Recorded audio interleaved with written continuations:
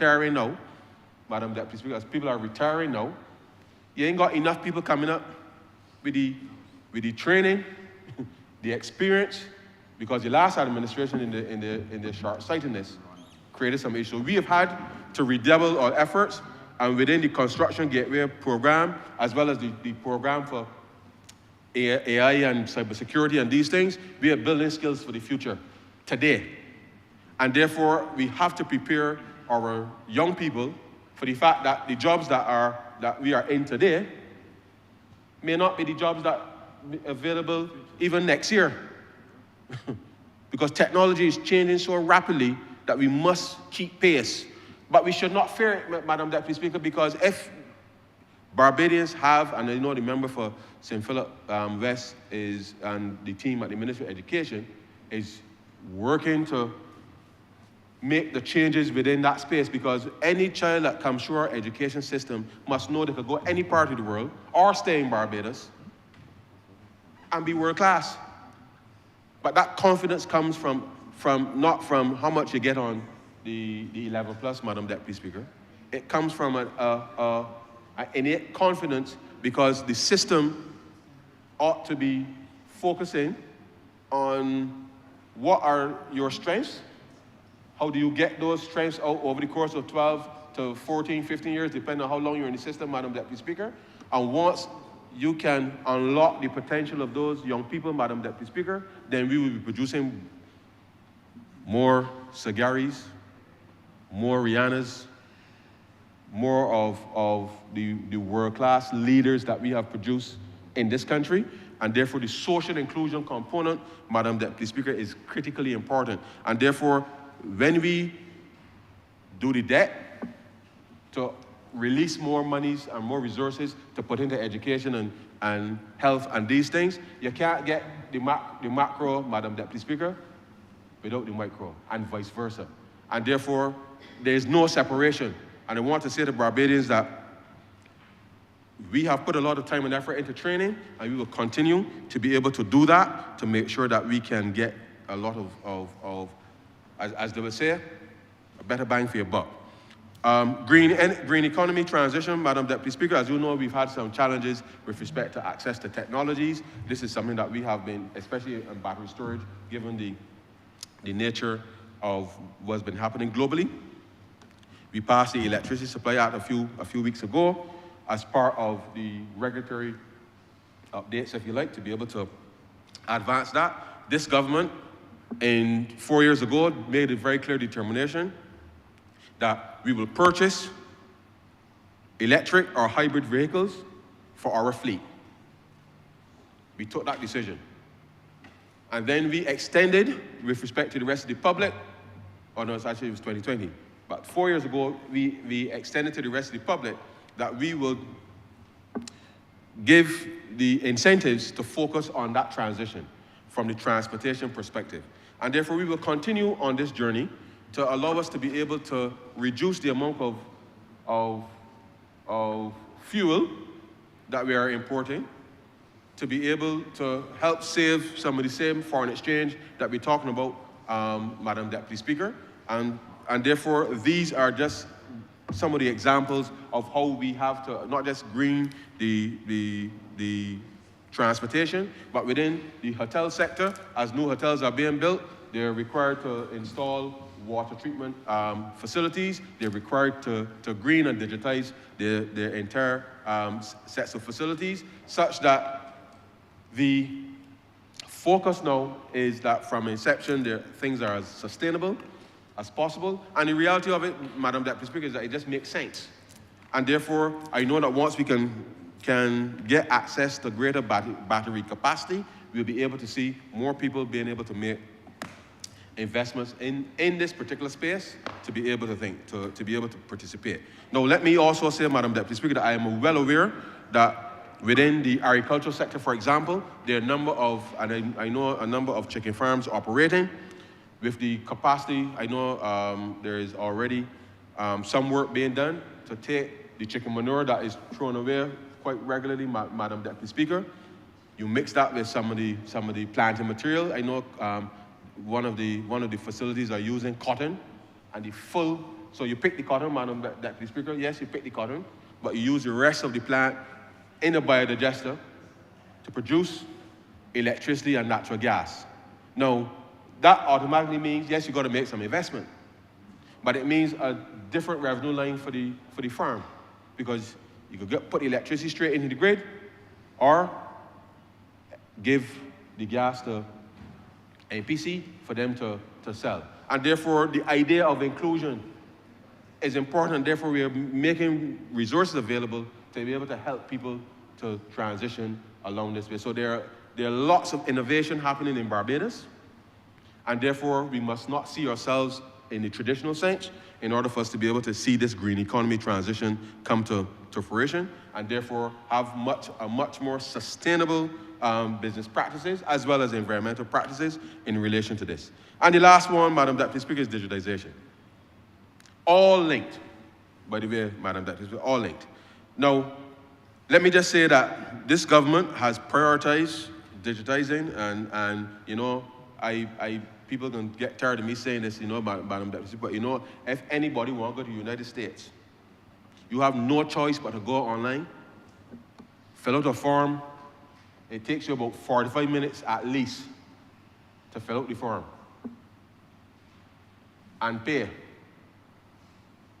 And hope that when you get the appointment, Madam Deputy Speaker, that you will get the visa. But the only way you can get to the United States is if you go through that process. Now, the government is not going to do anything that's going to make anybody fill out anything for 45 minutes. But our efforts to link our databases and to provide digital services, notwithstanding, Madam Deputy Speaker, that obviously as you digitize, you have to take account for the fact that there are criminals out there intent on disrupting digital services, and therefore we are cognizant of the fact that there are cybersecurity threats. But you know, Madam Deputy Speaker, that whether you're in an analog space, because a thief is a thief is a thief is a thief, Madam Deputy Speaker, whether you're a thief in cyberspace, or you're just a regular analog thief, a thief is a thief is a thief. Anybody that is out to do ill will find a way to do it. And therefore, in the same way that you have to put in the safeguards within the so-called analog space, we equally put in the safeguards within the digital space. And therefore, the world having moved in this direction, it is incumbent upon not just government institutions, but private sector institutions and others to be able to address this. Now, I say this very cautiously, Madam Deputy Speaker, because it is important that we know who to trust. It's important. So I received a text message on my phone telling me, welcome to something, something, something. Please call the number on the back of your card, blah, blah, blah, blah, blah. So I see the message. I got to my office, and my secretary tells me that somebody calls to say, call this number. When I call the number, Madam Deputy Speaker, the number says it's out of service. So I called what my credit card center, and I inquired, did somebody was trying to contact me. And they verified that nobody from their team was trying to contact me. So I'm saying to Barbadians, Madam Deputy Speaker, there are people out there every day who are up to no good. And whilst we cannot turn back the clock as it comes to digitization, we must not be gullible and give our information to anybody on the phone unless you know that you're doing business with them. And in this day and age, with the way that technology has evolved, all of us have a responsibility to check. Don't assume, because I have had multiple times where people call me and say, Minister, the grant that you're asking about, where to send the information. They said, what grant you're talking about? And just take a screenshot and show a picture of me. saying to the person, Madam Deputy Speaker, that they got a grant of $5,000 or $50,000 available from the government, and all you got to do is give this set of information. I said the government don't operate so. And certainly I don't operate so. And therefore, I'm saying to citizens that as we go down this journey of becoming more digitally literate and to be able to do business more efficiently, please, before you take up your money and send it to somebody on the internet somewhere, because there's a nice ad, Madam Deputy Speaker, telling you about these great returns, and they got some models on there that will probably turn your head if you're so in tune. Before you take up your hard-earned money and give to a stranger, please, I know the Honourable Member for St. James South, having started the Financial Literacy Bureau, please call somebody and ask a question. There's no shame in asking a question, Madam Deputy Speaker. There's no shame in asking a question. If you don't ask the questions to the right people, and chances are, Madam Deputy Speaker, if you know you could walk down Broad Street into your bank and ask a question, go and ask before you provide any information to anybody. So it is important that each of us, that we alert and sensible before we are able to allow people into our systems. Because once you let somebody into your secure space, Madam Deputy Speaker, you know, if we let somebody in here and they run right all about in here, after we let them in, then it's really, then we can't blame nobody because we let them in. But you must be cautious with these things, and I don't mean to sound in any way negative, but this is important because each of us conducts our business digitally all over the world.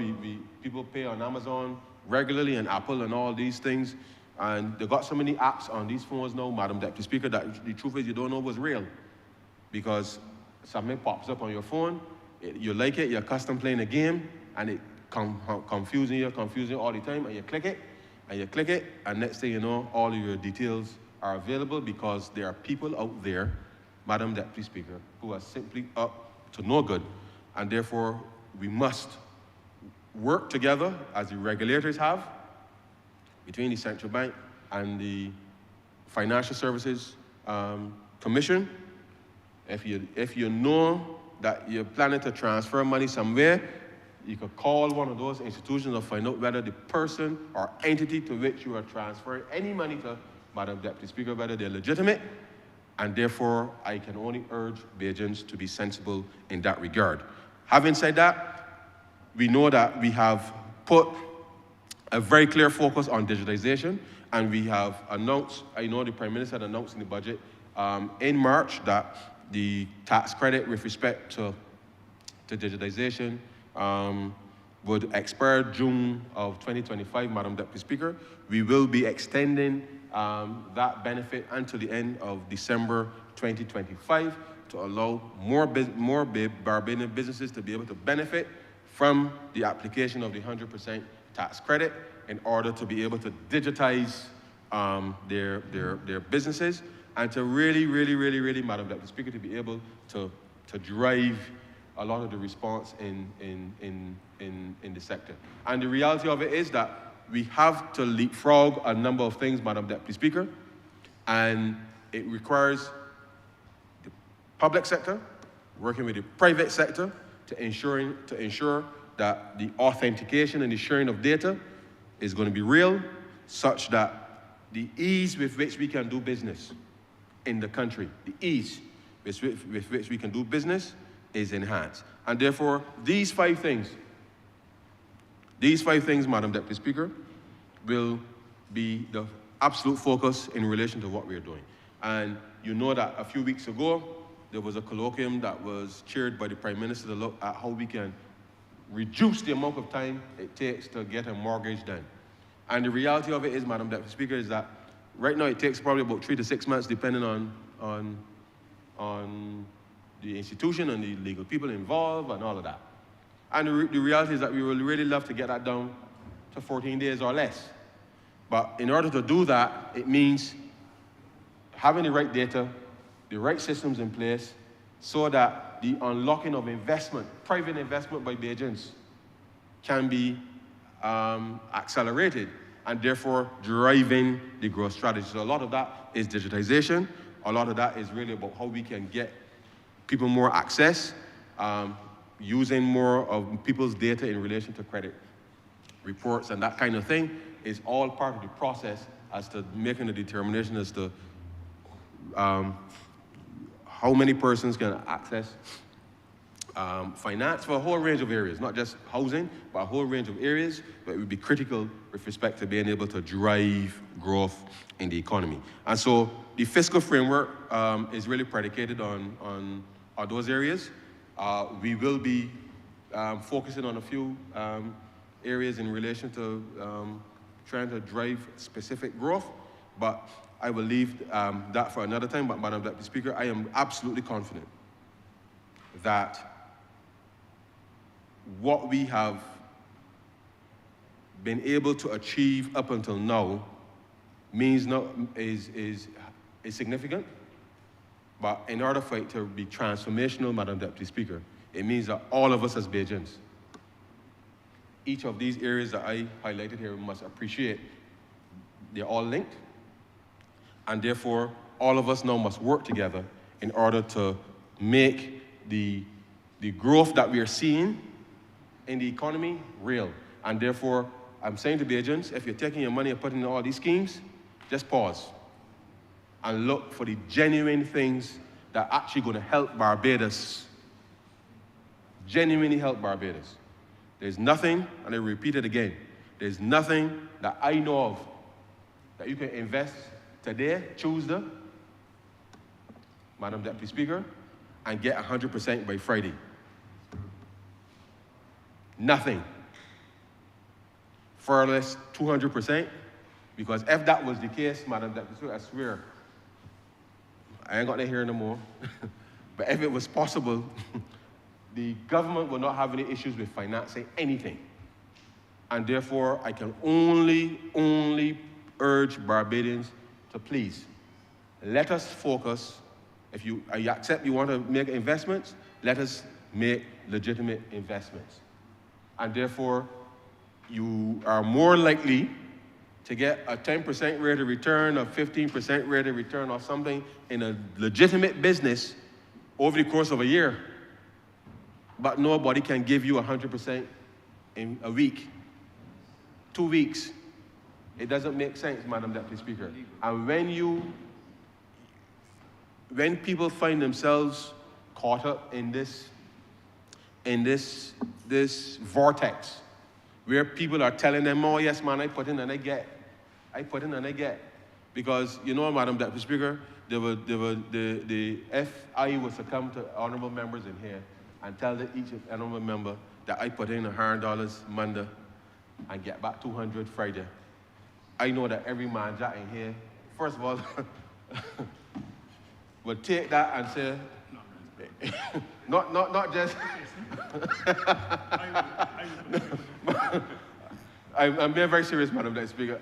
Every member in here will probably take that in good faith, because I suspect they trust me reasonably in that space. And it is something that people don't understand and realize, that you are part of the bait to get other people around you to relieve themselves of that money. So if I put in $100 today and get back 200 by Friday, it means that next week I might put in 200, expecting to get 4. And then I can put in 400, expecting to get 8. And every time I put in and get back, I can tell everybody that I put in and get back. And when I put in and get back, and if we keep increasing, the people just waiting for all of us to put up that big set of money, because they are clear in the targets that they want to meet. And then all the way in here, all 30 of us in here, lick up and looking at one another, but I am the one who can say, well, I get back my money. It is true. And this is part of the scam each and every time, Madam Deputy Speaker. And I can only urge Bajans, let us focus on the bricks and mortar the things that you can touch and feel, Madam Deputy Speaker, unless somebody is providing a service, which coincidentally, the AI training and the cybersecurity training, there are Bajans being trained through the Ministry of Education Student Revolving who are working digitally from Barbados. So they're providing a service to companies outside of Barbados in that space. So unless you're providing a service across the board, there's still some way to quantify that.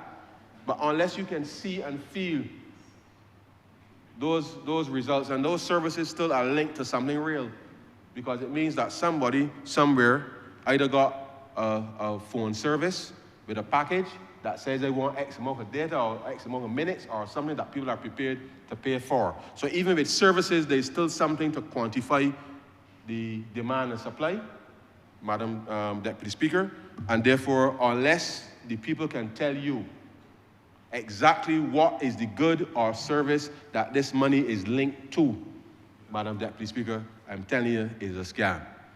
And therefore, please, Bajans, it is Christmas, and I don't want next year to be hearing in social media that there's another set of people who've lost money to this scheme. And don't matter how you dress it up, Madam Deputy Speaker, no matter what you call it, if it is not linked to something real, it is a scam. And therefore, this fiscal framework and strategy that we have charted for the country, if you want to invest in something, they've got too many hotels and too many companies starting up out here who need financing, who operate in the real economy. And when the Honourable Minister got the planes full coming in here, when the day come, and the people in getting off the cruise ships and coming out and spending money in the economy, Madam Deputy Speaker, and the people exporting, because when the food terminal is constructed, the growth is there within the agriculture sector, and we're exporting goods out of Barbados. These are tangible things that people can put the money in. Just the other day, you saw that Mount Gay expanded their warehouses to produce more rum, and therefore I would like to encourage Bajans, Madam Deputy Speaker, if you want something to invest in, go and buy a barrel of rum. Buy a barrel of rum, not to drink. Not to drink. Buy a barrel of rum and let it age in the same way that you will invest in government bonds. Because as the rum ages and matures, Madam Deputy Speaker, when it bottle, you get that rate of return. So I ain't telling Bajans to drink rum, Madam Deputy Speaker. I'm saying there are opportunities, genuine opportunities for investment. And therefore, wherever you look, let us try to make sure that these opportunities can be made real, because it is this government's intention to include as many Bajans in the recovery, and there are many areas that people can participate, and I hope, Madam Deputy Speaker, that 2025 will see, and beyond, but 2025 and beyond, will see Bajans focusing on the things that make sense and the things that will actually help people to be able to ensure that the growth strategy that we focus on, which is really at a minimum to grow, ideally we would love to grow by 5-6% every year, ideally. But to make that work, it means people got to be putting the money to actually work for the country, not to be giving people money ever so often, and you're seeing these things on social media, Madam Deputy Speaker. That's not driving growth in the economy. And therefore, whether it is large investment, small investment, in-between investment, whatever you call it, Madam Deputy Speaker, I want to urge Barbadians that if we are going to achieve an average of between 4.5% to 5% over the course of the next 3 years and beyond, then we have to put the hard-earned monies that we have to productive use, and therefore let us do that collectively alongside government and the private sector in order to make sure that what we have charted here can be made real, notwithstanding the fact that there are lots of external challenges that the country will face, and the only way that we will face those challenges and be standing is if we come together and focus on these genuine opportunities. And so, Madam Deputy Speaker, with those few words, I beg to move that this resolution do not pass.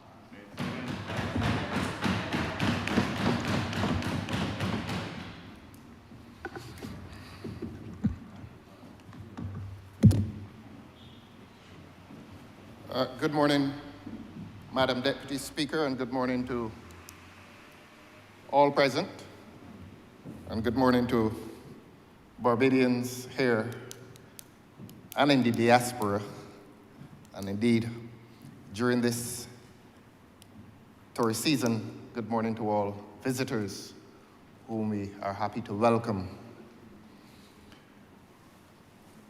I rather expected a longer presentation from the Honourable Member for Christchurch East Central. And in so disappointing me with a very short delivery, I want to say to you, Your Honour, that the most outstanding feature of what we've heard this morning from the Honourable Member is a presentation that reflects not much on the written document that he's brought here today. As I always say to you, I sat here and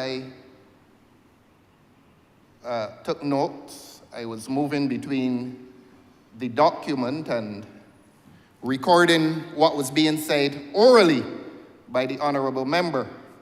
And I have to say to you, Your Honour, that what was being said orally by the Honourable Member, some of which I wrote, reflects very little of what is in the written document. I see it, therefore, as my responsibility to inform the public as to what has come here in writing, and I will reflect also on the oral anecdotes. That is what I call them. These days he chooses the anecdotal path. A few weeks ago, I accused the Honourable Member of abandoning his characteristic technocratic propensities and becoming more of a politician. Not that being a politician is a bad thing. I hope we are all politicians. But we do expect our politicians who are also technocrats, highly trained, as is the Honourable Member, to reflect something of the training that he has and something of the training that justifies his occupation of the office that he holds. But here is what I record. I feel obliged to deal with the written document, and I will deal with that because the public is entitled to hear what is written in this document. As I said, we did not hear much of what is written in the document because the Honourable Member now has a different course of conduct in here. That I wouldn't say that he jokes a lot these days, but the anecdotes, we hear that he doesn't have any hair now, and I don't think the public, not even his former barber, is interested in the fact that he no longer has any hair. What is important to this country is what is here, H-E-R-E, what is written here. And what is written here does not speak well for the future prospects of this country. In avoiding the written document, maybe it's embarrassment, maybe the Honourable Member is embarrassed to tell the country what is the true state of this economy. And in expressing that embarrassment, he goes to these Ponzi schemes. When the Honourable Member went to the Ponzi scheme, the word that appeared before me was sanctimony. Let me quote him. Let us put these schemes and scams behind us. These sanctimonious interventions, you're supposed to come to a house and deliver of yourself seriously as to the state of the economy. And at the center of your delivery is a reference to Ponzi schemes, and that is supposed to be the greatest national issue, the greatest national economic issue that is confronting this country. Let us put these schemes and scams behind us. What we will not put behind us and what this country will not put behind it is the mismanagement and the poor management of this economy. What we will not put behind us, Your Honor, is the fact that this economy is on the road to failure. And it is on the road to failure because government's economic policies are inadequate for prudent management of any economy, including this one. We will hear shortly that most of our Caribbean neighbors are experiencing real growth, and that they have been experiencing real growth since that benchmark occasion of the COVID pandemic. But I recorded the honorable member, again, curious language on the question of growth.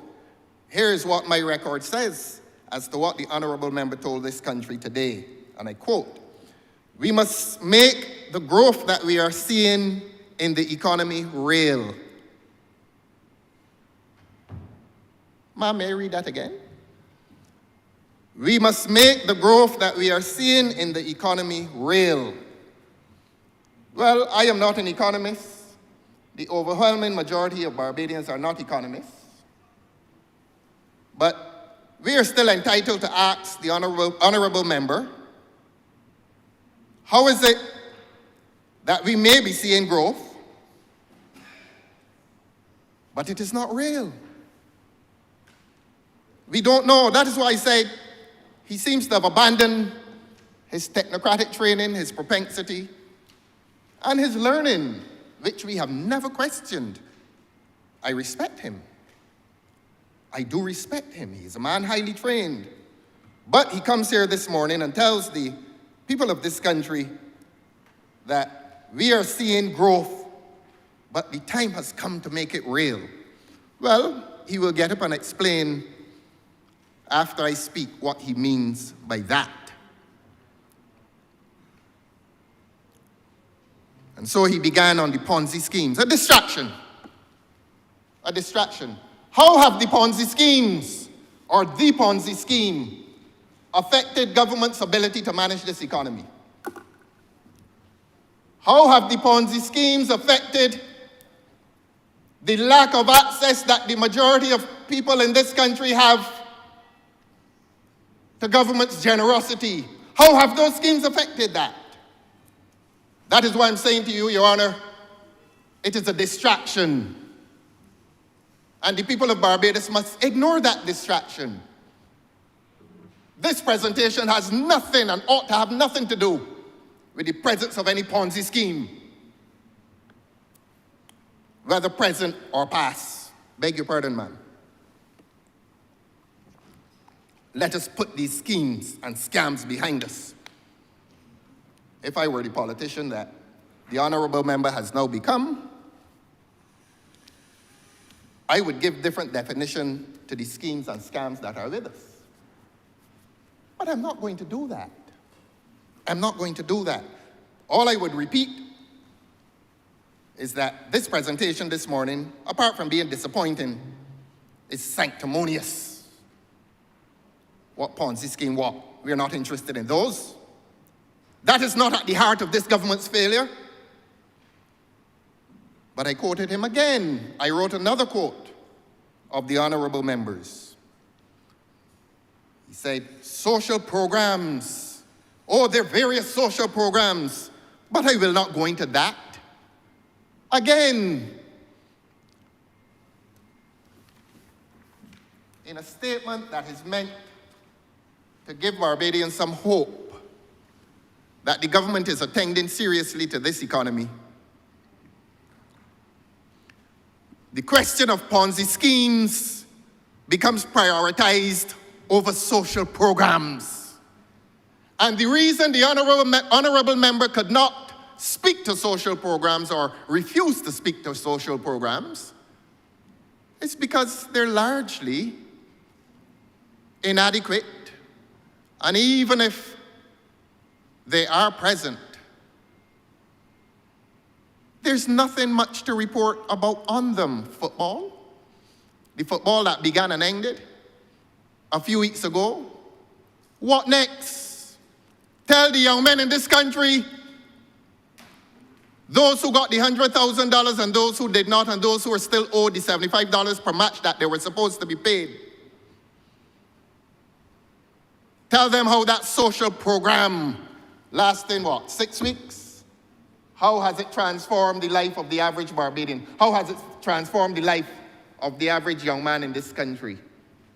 Many of whom went to the Oval a few weeks ago. But the honourable member, quite cleverly, chooses not to go into any details on social programs.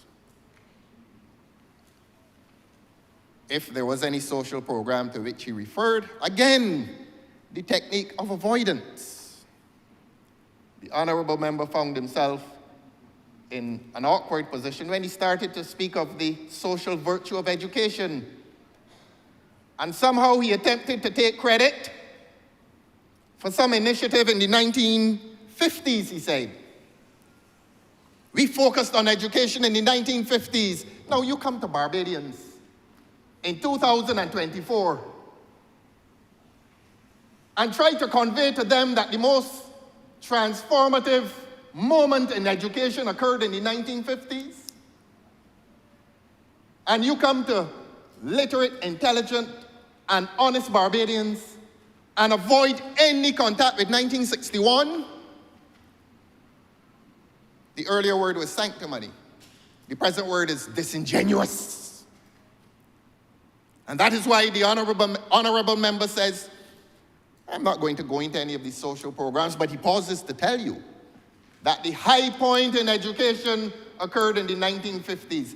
That statement in itself disqualifies the presentation this morning. You come in this country, in this parliament, and talk about education, and don't talk about 1961. How is that possible? But it characterizes the short intervention that we heard this morning. I was expecting to sit here for an hour and a half, at least 2 hours, and listen to a presentation dissecting economic policy and telling Barbadians why they should continue to have confidence in this government. Anecdotes. I don't have any more here. And my grandmother left school at 14. Let us focus on the bricks and the mortar. And then towards the end, I wonder how the media will treat this. That the high point of his speech was when he advised every Barbadian to buy a barrel of rum. The honourable member for Christchurch East Central reached the high point of his speech this morning when he advised every Barbadian to buy a barrel of rum. Now, when we thought that he was going to associate that advice with the season, he deviated from that expected path and told them, no. That also is a good investment. So you buy, every Barbadian is now advised by a serious Minister of Finance to go down to wherever they sell them, Spring Garden, I don't know, buy a barrel of rum and put it somewhere in your house. When I first heard him, in 2018 at Secretary, I used to listen very carefully because, as I said, he was the ultimate technocrat. He was very serious and he was very committed to his subject.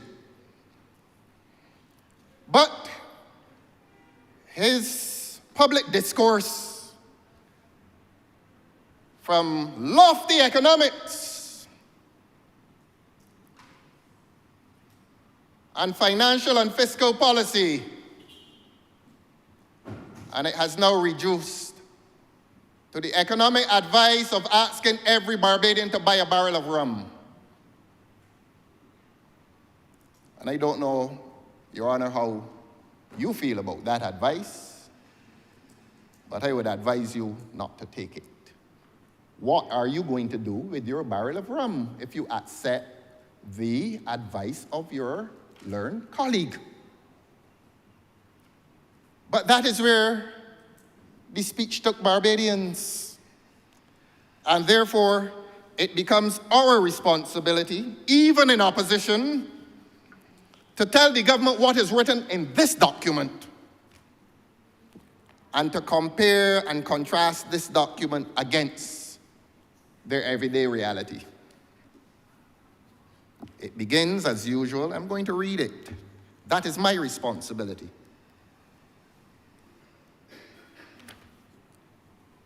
Overview, and I'm not going to read it exhaustively. I will just introduce you, ma'am, to a few of the sentences. And the opening sentence under the rubric overview is typical. The Barbadian, and I quote, "The Barbadian economy has weathered a global pandemic, natural disasters, and high global inflationary pressures through transitory public financial support." You know, I've been hearing that in here for the last 6 years. There used to be a poem written in here about, in every speech, this poem was recited, the dust storm and I don't remember the name of the hurricane, but it used to be the dust storm, the hurricane, a few thousand bolts of lightning, and some other major calamity to which every member used to refer, and that was the clarion call for constructive debate in here.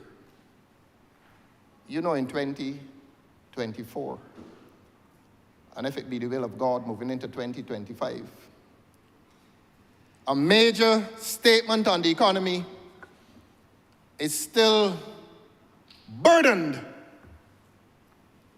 with that quality of debate that all the other countries in the Caribbean have gotten up from their slumber during COVID, and many of them are recording economic growth that is satisfactory. And they're recording growth in the various sectors that is satisfactory. But here in Barbados, we still, like the little child saying his recitation at the harvest. And we begin every recitation with the Barbadian economy having weathered a global pandemic, natural disasters, and high global inflationary pressures. What is the government doing about it? What is the government doing about it? We'll read this document and indicate what the government wants to do about it and how the government is failing. Permit me, Your Honor. So my advice, please, Barbadians, don't go off yet and buy that barrel of rum. Let us seriously discuss the issues that confront your lives. Now, I did not expect the honourable member to apologize for this statement that is some 3.5 months late. He did remind us that this country has had a global pandemic affecting this country worse than our neighbors. But let me indicate to Barbadians that this exercise today is some 3.5 months late. And if we go into its details, I will do so. But I want to come to page 9. This, what we see here, the first portion of the document is some 37 pages. Yes, some 37, I think. Several pages. And I want to say to you, Your Honor, that the presentation this morning touched very, very few of those pages. And indeed, it was an unsatisfactory overview of an economy, and I repeat, which reached its high point of the honourable member for Christchurch East Central telling Barbadians that they should all go off today and buy a barrel of rum. So that is at the heart of economic strategy in this country. Go and buy a barrel of rum. And that is what this government leaves with Barbadians, when it ought to be seriously discussing 2025 after one of the most difficult years in the history of this country. And the difficulty had nothing to do with any dust storm or COVID or beryl, because this was a year in which government found itself in celebratory mood and encouraged the citizens of this country to believe that life is a party and a celebration and a football tournament. But yet, every document begins with this excuse that this government is in some way hindered by natural disasters. Look around the Caribbean and see how they're hindered by these natural disasters.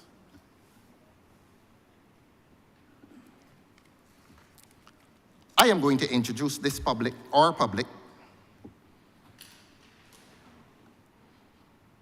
to government's policies. And it was government's policies that destroyed the value of pension funds in this country. Had nothing to do with COVID, nor Hurricane Beryl. It was Hurricane government that reduced interest on income from pension funds. And the result of that is that there must be a dependence on the NIS in future to top up those depleted pension entitlements. And we will not forget that it was this government in a restructuring program that took the value of $1 billion out of the People's NIS Fund, so that it was deliberate government policy that weakened the prospects for pensioners in this country. Had nothing to do with any barrel of rum.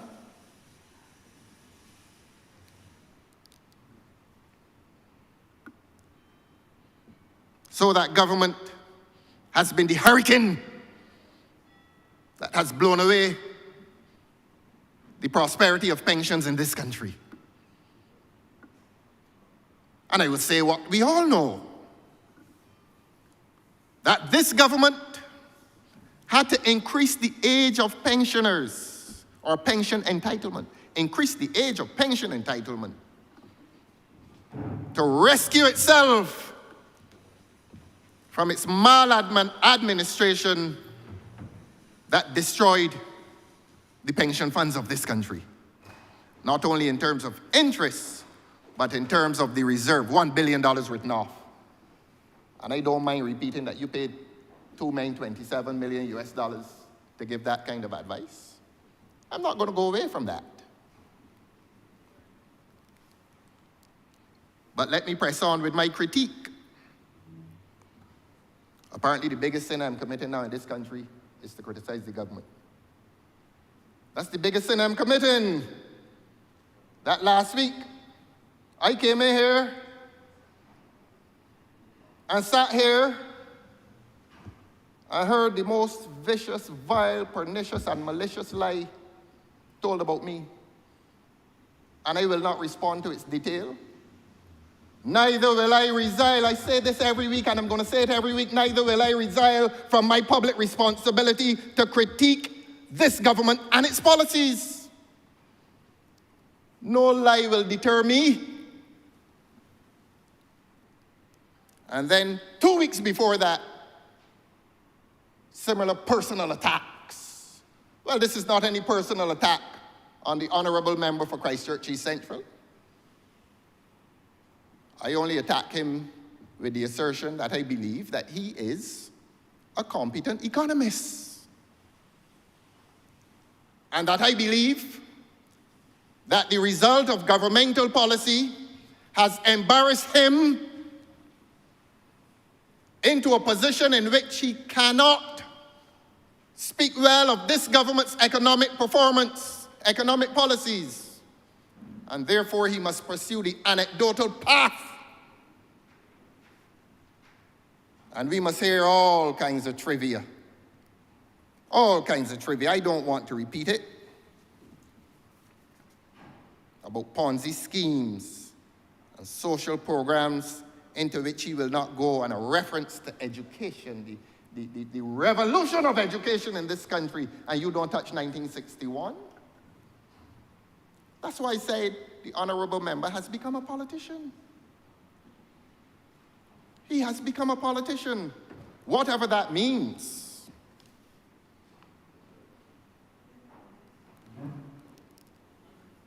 And by that I mean a politician purely who will not make contact with the realities that visit the lives of Barbadians from day to day.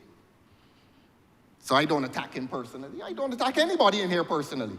I have a job to do, and y'all can, you can, look, I'm going to do it, ma'am. I'm going to do it.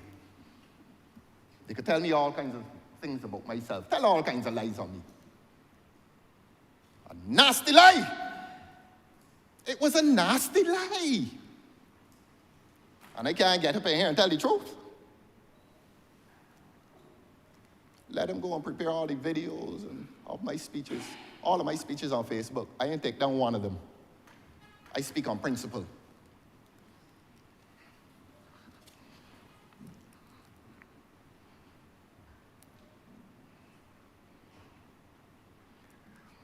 The people of this country are entitled to ask this government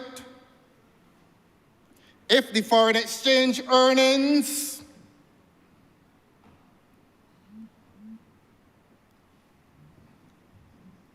are growing at the same rate as foreign borrowing.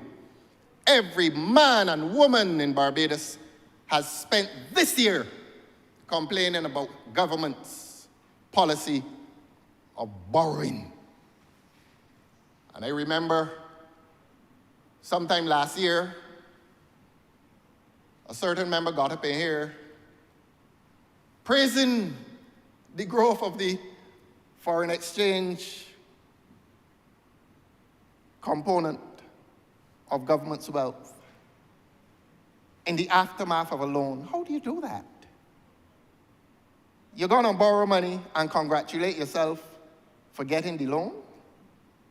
And that is why we ask the question of government's foreign reserves, how much comes from foreign borrowing? And in other words, stop congratulating yourself, government, for having what you consider healthy foreign reserves without telling the people of this country what percentage of those foreign reserves come from borrowing. I did not say begging, although there are people in Barbados who feel that this government has now reduced itself to an international beggar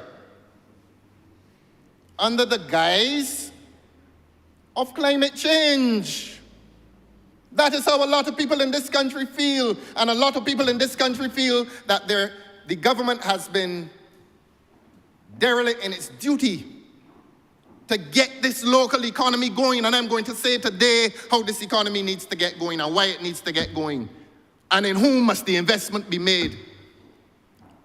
A 6-week football competition don't do anything for this economy. It does not. Building fences around the recreational areas in the villages of this country does nothing for this economy. Absolutely nothing. But that is why the honourable member for Christchurch East Central, and I'm going to continue to say it, must now reduce the content of his speeches to a dialectal enterprise. Perhaps it is charming. Perhaps Bajan dialect is charming in political discourse. A lot of others do it. It has some charm. But I want to move away from that charm and move to the written document here this morning. I'll do that shortly. But I will just run through these concerns. We've asked about the loan component of the foreign exchange earnings. We want to ask this government about its commitment to the crime that is afflicting this country. Look, what happened this year and what is happening today is the worst crisis this country has experienced post-independence. There's a dread about life in this country, and that dread is related to crime and rampant crime and dangerous crime and nasty crime. And crime that now affects every Barbadian, if not directly, indirectly through the fear that he experiences as a victim. And what has been this government's response? We saw the results of that response a few Fridays ago, thanks to journalism. We saw 4 young men, and I'm going to come to that. I'm going to come to that. Hardly a speech here is completed unless I hear, oh, we need to have a conversation. Well, let us have the conversation today. Let us have the conversation today. I'll come to that. So that this report says nothing about resources committed to those who are involved in crime. No mention of community development, which must be related to the issue of crime. We're going to ask this government why its export-led growth focuses only on tourism. And of course, the construction that is associated with it. And we will ask the government, having asked that question, we will ask the government how much foreign exchange is acquired from the attempts to grow the tourism sector. These are questions that serious economists, like the Honourable Member for Christchurch, East Central, in a serious moment, he will ask himself among his colleagues who are economists, not his colleagues who are sweet-talking politicians, but among his colleagues who are economists, he will want to reflect as to how much foreign exchange is being truthfully gained from that sole commitment to tourism. I don't disrespect the Honourable Member for St. Michael West Central, who's the Minister of Tourism. He has a job to do. But we have the right to ask questions. What is the real gain? What is the real gain? And we're not anti-tourism, but we have warned this government for this entire year to diversify this economy. And while asking the government to diversify this economy, this government has pursued a path of development solely dedicated to the construction of hotels and villas. They're going up even while I speak. And we came here last week to give concessions to those persons who not only construct and furnish, but who now wish to renovate their villas. It therefore must be a plank of government's economic policy to assist those persons who are investing millions of dollars, their dollars, in tourism. What happened to agriculture? You grabbed the people's sheep and sent them to Guyana?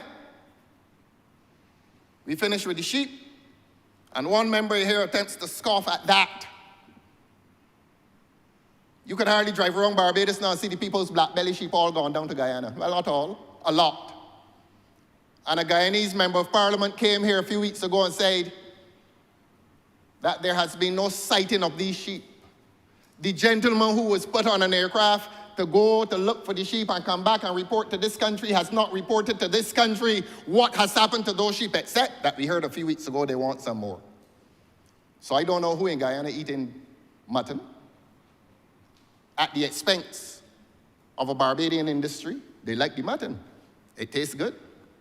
Tastes better than the New Zealand sheep. Somebody in the Caribbean, somebody in Guyana likes mutton more than most people.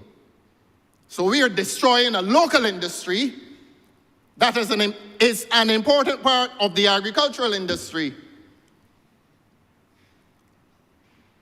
and giving massive concessions for the construction, furnishing, and since last week, the renovation of villas. So that if the public is in any doubt as to where this government's focus is located, they can get angry with me. They can get angry with me for telling the truth. And the truth of this government's policy is that the rich are receiving preferential treatment in this country. Curse me for that.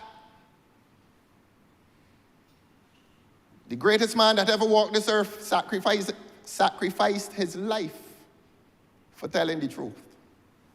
So character assassination is small compared with that. Curse me. Every week, come and curse me. Come and curse me. And when you curse me, the people of Barbados understand that for telling the truth, you're cursing them too.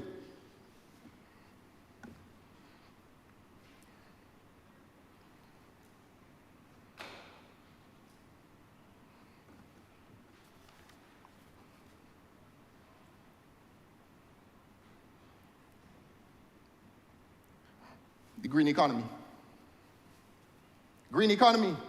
While I was listening to the Honourable Member for Christchurch East Central, he used the word buzzword.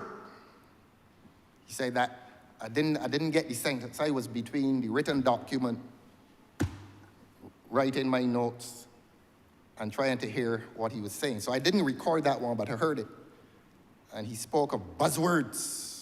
And that was ironic, because one of the buzzwords around here is the green economy, and when we're not on the green economy, we're on blue economy. And when we're not on the green or blue economy, no discussion here ends unless we hear the word resilience. We're all resilient. Everything now is resilient in Barbados. Prior to resilience, everything was sustainable. So I don't know if God brings us into 2025, what will be the buzzword then? But we used to be sustainable. 2024, we were resilient. And Barbadians, I want you all to understand that there's a new word coming in 2025. Perhaps it will not be resilient, but 2025 is the year in which we are gathering. And I want Barbadians to understand that in spite of this document and the delivery of the short presentation this morning, and I can say it now in Barbadian parlance, a washpan of taxpayers' money is going to be spent in this country next year in regathering, and it promises to culminate in a theme in November. And the theme for that month for the parish of St. Michael will be fetting and food. That's what this country will be reduced to next November, ma'am. We in St. Michael, or those in St. Michael who will lead a national celebration of regathering. They start in St. Lucy with faith. Oh, what virtue. Faith.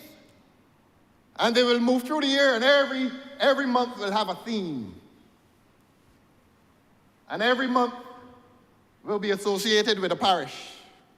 So St. Lucy, they've reserved unto the gentle and quiet people of St. Lucy, not well represented anyhow, with the theme of faith.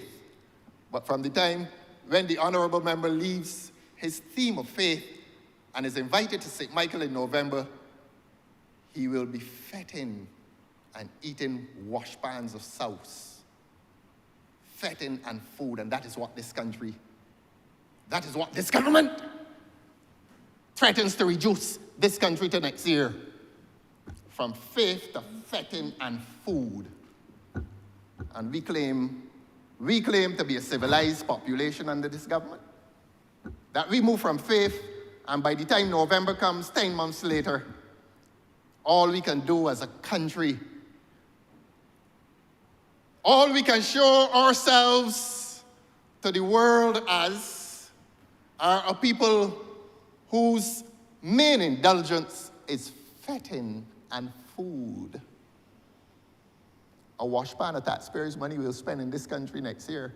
I want to ask the farmers, the fisher folk, the masons, the carpenters, the accountants, the lawyers, the engineers. How much of that money will be for you, Barbadians? Or is it an expedition aimed at returning this government to the favor of the people? I have a right to ask these questions. I have a right to ask these questions not based on fantasy, based on the truth. And the truth is that this government has set a program of national celebration for next year, which will culminate in a theme of fetting and food.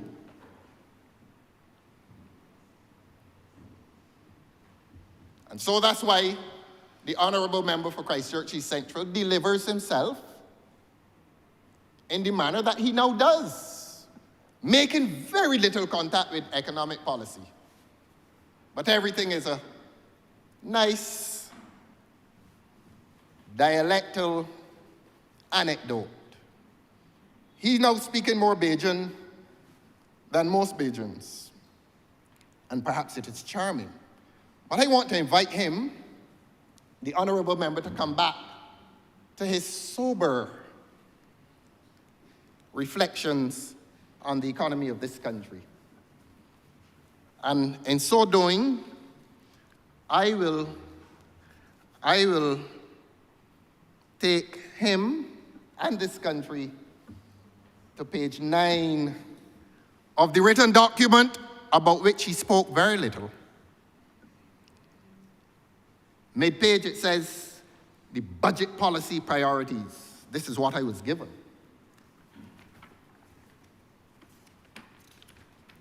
I'm just being sure. It says, attached to it is a statement of responsibility. Those are heavy words. A statement of responsibility signed by the Honourable Minister in the Ministry of Finance and Economic Affairs. Curse me every week. I ain't stopping. Page 9 of the document, permit me, ma'am, this will take a little while, but I must do it. It ought to have been done by the Honourable Minister who spoke this morning. I'm going to do his job for him now. I quote, despite the slowing down of the global coronavirus pandemic, every paragraph, every sentence, every governmental disclosure, every public statement begins with the excuse that this country, this government, more than any other country, more than any other government, has been slowed by the pandemic. They have countries who've forgotten. How many people talk about the pandemic? Why does the government not leave this dialogue on the pandemic? Every serious document or every document that intends to be serious must begin with this excuse, oh, we can't do anything because of the pandemic. It has affected this government more than all the other governments across the Caribbean that have recovered and are doing well. But I'll read it again, ma'am. Beg your pardon? Oh, I heard it. There's a point of order, ma'am. Madam Deputy Speaker, the Honourable Member has taken his seat, so I assume he's finished his speech, so I guess I will start mine. Thank you very much for the opportunity to join this debate, Madam Deputy Speaker. The Honourable Member took his seat, Madam Deputy Speaker. No, I took my seat because the Honourable Member took his seat in this Honourable Chamber when you take your seat, That's how you can you stop me have from speaking finished today? your speech. No, you interrupted me, Honourable I Member. did not I interrupt. heard you speak, No, and I Madam sat Deputy Speaker. in anticipation of I a point did of not order. interrupt. Members. The honourable member took his seat Ma'am, and we're finished finding his all kinds of speech. creative ways to And stop me from therefore, talking he here. was finished his speech. Therefore, I am in my rights to get up and start mine. May I continue, ma'am? May The honourable I member- continue, Madam Deputy ma'am? Speaker, the honourable member took his seat and therefore finished his speech. So therefore, if he's finished, I'm in my rights to start mine. Honourable member, please let the honourable member from Christchurch. The Honourable Member for conclude Christchurch his West has resolved it presentation. with laughter. The season of Christmas is upon us. Let peace reign. And let there be love.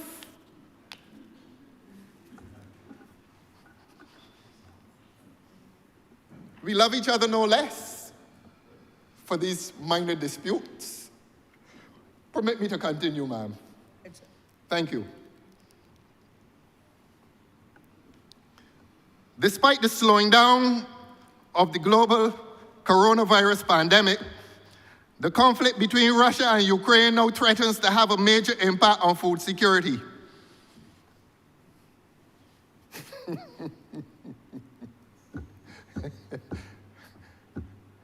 The conflict in Russia and Ukraine has extended across Europe, England, the Atlantic, and has found its way into Barbados, and is affecting this country more than it is affecting Antigua, St. Lucia, Grenada, Jamaica, and St. Kitts. Permit me to continue, Your Honor. And they talk about food security. This government talks about food security in this document. And a few weeks ago, they closed down an agricultural station and is going to convert it to the building of what, ma'am? Don't let them fool you that it is for any low-income housing. Don't let them fool you, Your Honor. Perched as it is, overlooking the West Coast, not one low-income house is going to go there. We know what is going there. And we're going to tell the people of Barbados what is going there. Nestling right below the Holders complex, where the multimillionaires live, you're not going to put any low-income housing there, member? Ma'am, through you. The people in Barbados are going to find out in a few months. They built already? They built already? You know, ma'am, what an interesting admission. They built these things for the people and only acquired the lands 2 weeks ago.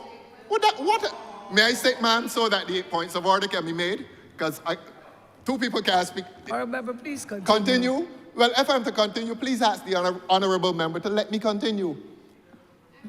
And these days, I am so sorry that the standing orders expert is absent. I'm not supposed to say who is absent, but I want him in here to help me to speak to his colleagues as the leading expert in the Caribbean on standing orders and tell them that when I'm speaking, 33 sub-rule 6 says that I will be heard in silence. But now we hear the admission that a government took over an agricultural station, put houses on it, they didn't put anybody in it yet, and then came to Parliament and acquired it.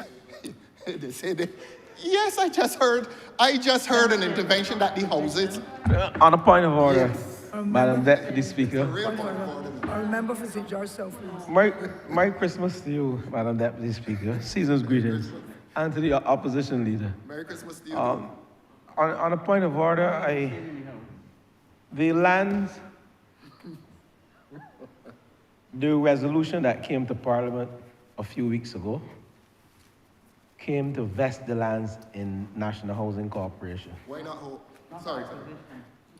Not an acquisition. As an attorney at law, you would know very well, in an effort to give an individual the right to the title, you have to vest the land in the owner of the land, the persons who are executing the the project. And it gives the owner good title. And as an attorney, you know you cannot conduct a conveyance without good title. And that's why we came to vest the land in National Housing Corporation and not to acquire the lands. The lands were acquired eons ago. That's my point of order, Madam Deputy Speaker. Question yourself. I don't want to treat an engineer badly, but I will just gently say to him that when the land is vested in NHC, NHC becomes the owner. And it therefore stands to reason that if the construction was done, it was done on somebody else's land, that this government is walking about this country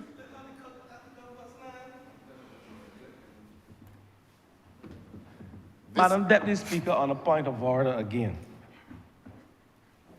The land belongs to the government, Point is taken, sir. the state, Madam Deputy Speaker.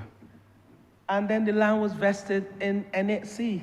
That's what the resolution came, so we can give good title to the owners of the houses. The land was the property of the state, not somebody's land. Point is taken. Honourable member? The honourable member is not intending to delay me. I know I have a long time because the member who presented this morning only did his thing in half an hour, so I know I have a long time. I know I do. So that I am grateful for the clarification. I'm grateful for the clarification. But I went down there, yes, I'm going to deal with that in 15 minutes. It wasn't 56 here. There were 30. Nevertheless, Your Honor, we will see who will be put into those houses at Holders Hill. Bullings, yes, Bullings, Holders Hill. We will see. We will see.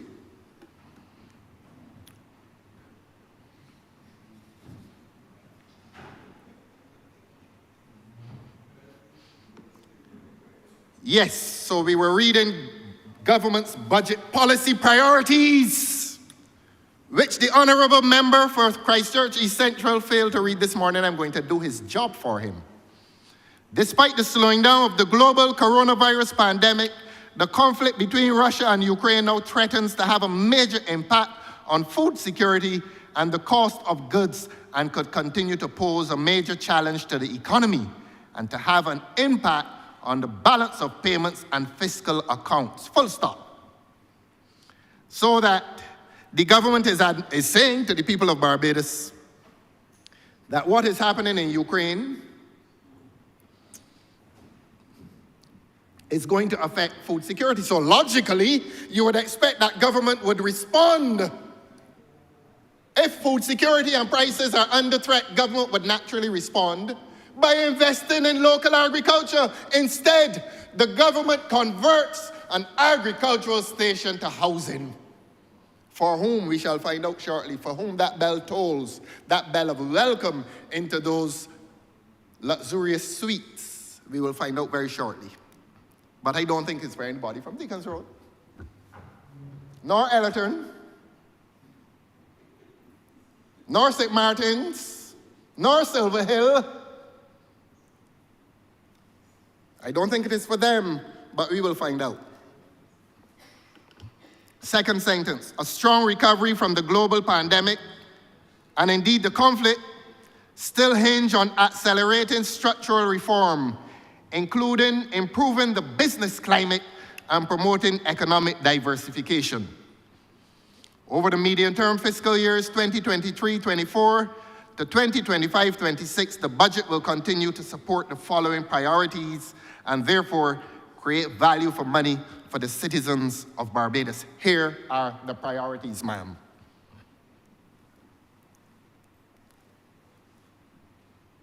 Here are government's budget policy priorities. Number one, reducing poverty and inequality through the protection of the vulnerable. And I happily say that in the presence of the honourable member for St. Michael South, who continues to endure private discomfort in not having enough money in his ministry to feed the poor and to pay the rents for the unemployed, many of whom are among us. Welcome to the member for St. Michael South. And I said it before and I'll continue to say it. He cannot say it publicly, but I will say it for him, that he cannot be happy at the Prime Minister's travel bill. I know he's not happy. And if he's happy, there's a dissonance between his state of mind and the people in his constituency. And he describes himself as a people's person. It's people above politics. And I know he's not happy. I know that. I know that. And the honourable member for Christchurch East Central will one day come to this parliament and tell the people of Barbados, what is the Prime Minister's travel bill? They don't feel that the people of Barbados are entitled to know. We love the speeches. They don't do anything for us.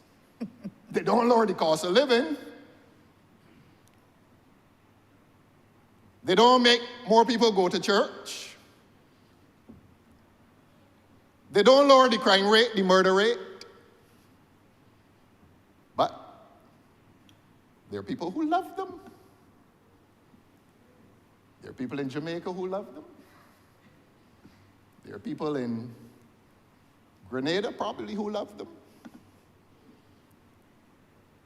And the numbers in Barbados who used to love those speeches are diminishing.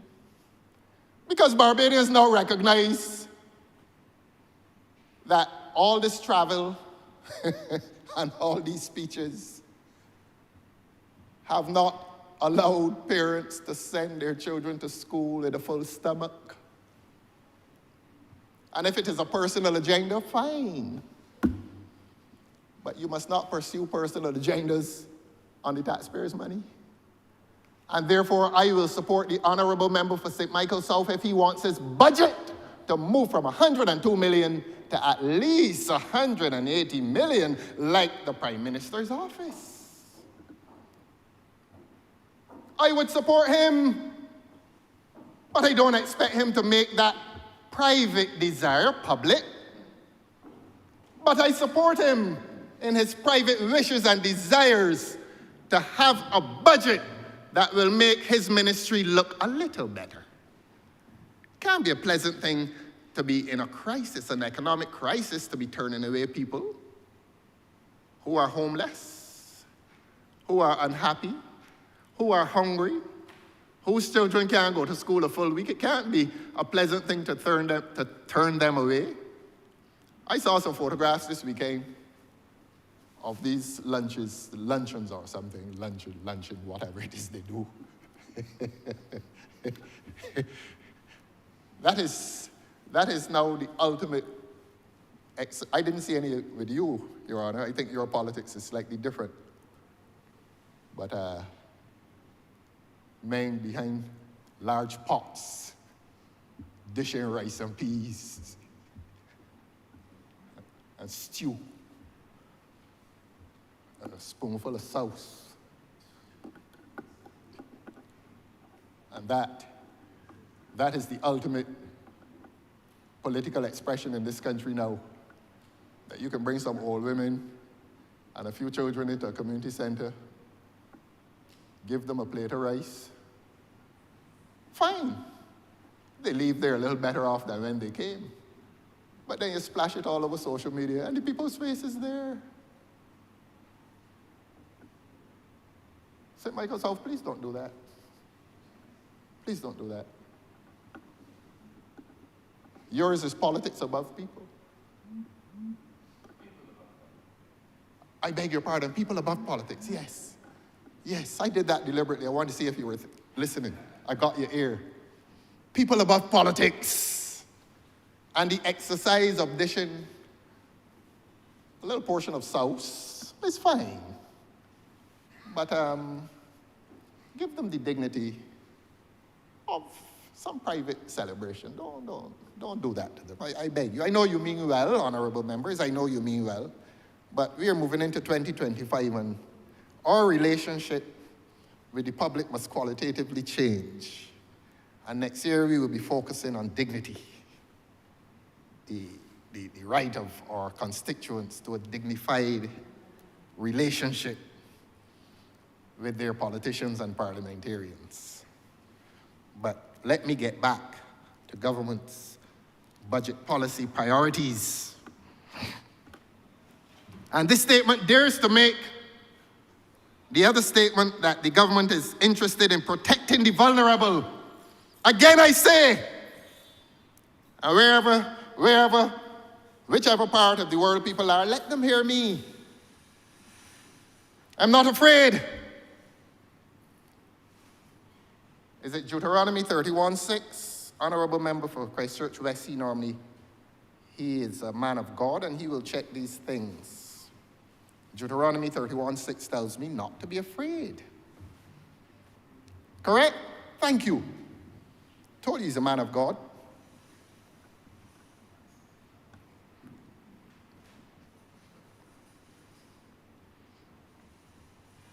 This government is not interested in protecting the vulnerable. The evidence is there.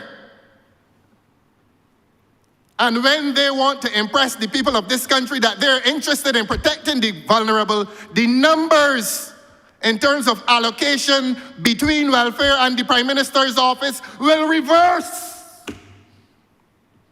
The 186 will become 102, and the 102 will become 186. I speak for the honorable member for St. Michael's South, who must, as a conscientious human being, more human being than a politician, if we are to take him at his word that people reside above politics, he will agree with me that there is an inherent unfairness in government's allocation of its resources to two important ministries. What does a speech in Jamaica? What does a speech in Jamaica? I'm going to say it now. Don't tell me I'm riling up anybody. What has that speech in Jamaica meant for the old man in Northumberland?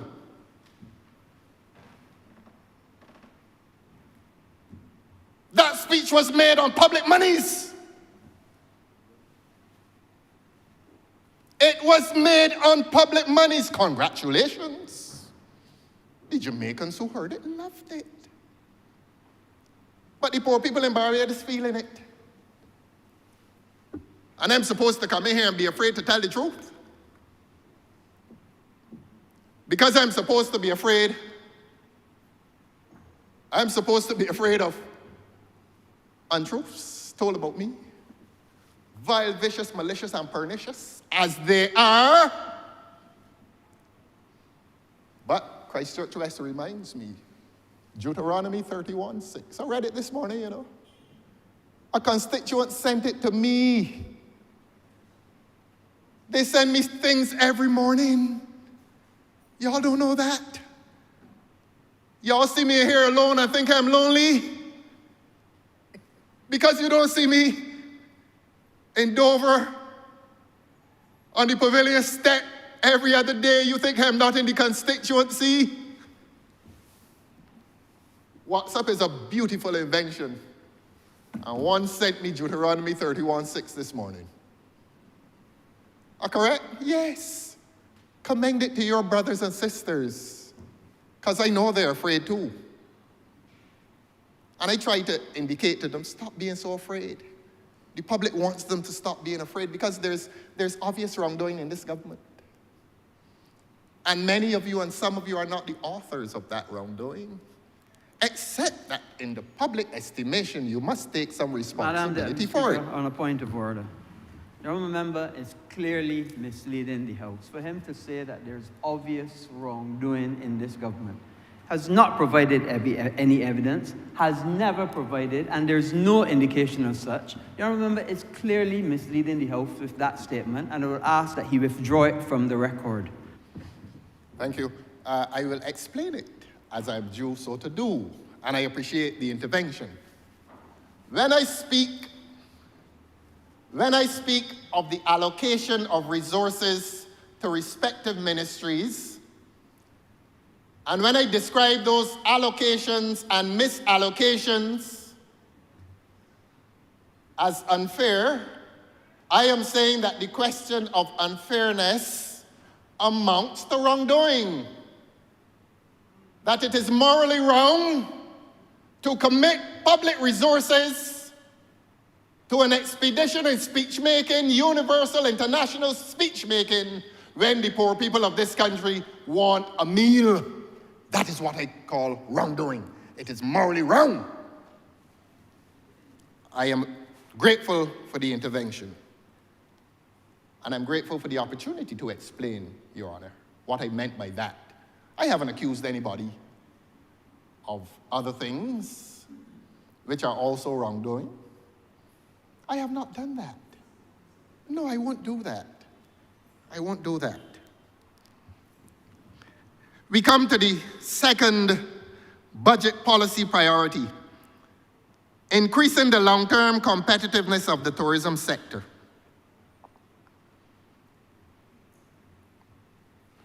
Last week I stood up in here and made a point about the tourism sector. I criticized the government's initiative in appearing to benefit exclusively the coffers of the well-to-do. I did that. I had the courage to do that. And the Honourable Member for St. Peter, in response to my statement that community tourism should be taken seriously, informed the House and me that community tourism already exists, that I wasn't discovering the wheel. But I think the Honourable Member missed the point that I was making. Of course it does exist, and it exists in St. Peter at 6 Mains, as he said, as the Honourable Member said. But I was making the point that they're entitled to concessions too. And I think the Honourable Member missed that point. That if you're given a concession to a millionaire, multimillionaire, to put abstract art on the walls of his villa,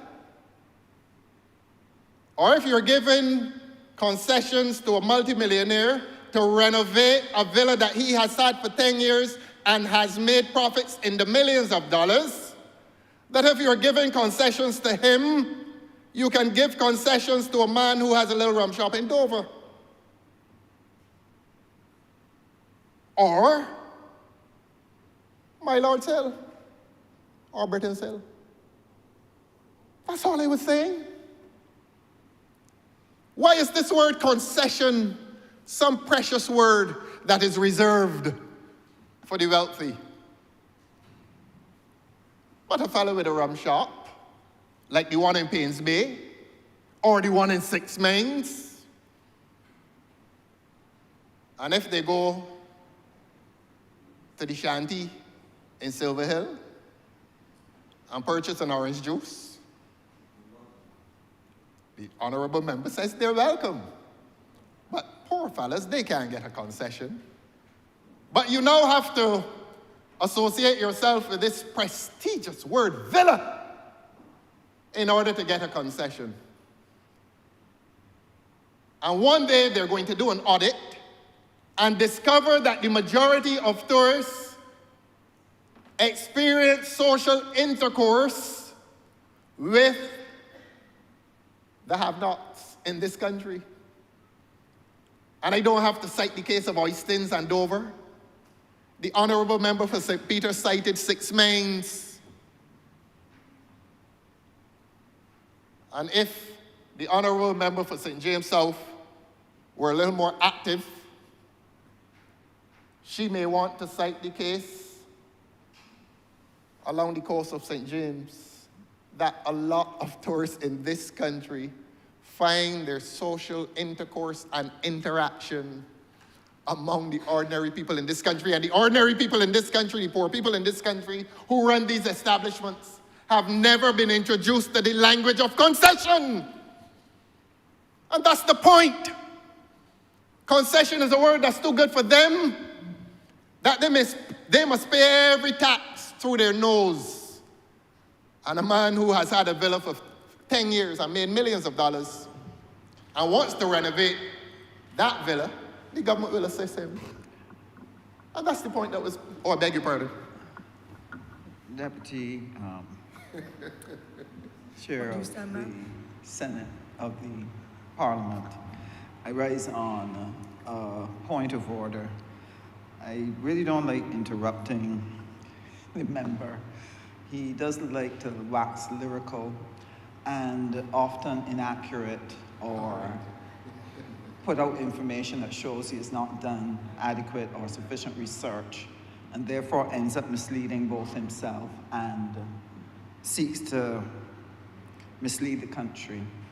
But small businesses in this country know that through the Small Business Development Act, that they have concessions on their inputs, that this is what the government has done to enable them to be able to run their businesses and to be able to be exempt from the import duties, etc. And this helps them to be able to build their businesses. Now, unfortunately, the member is not aware of some of these things.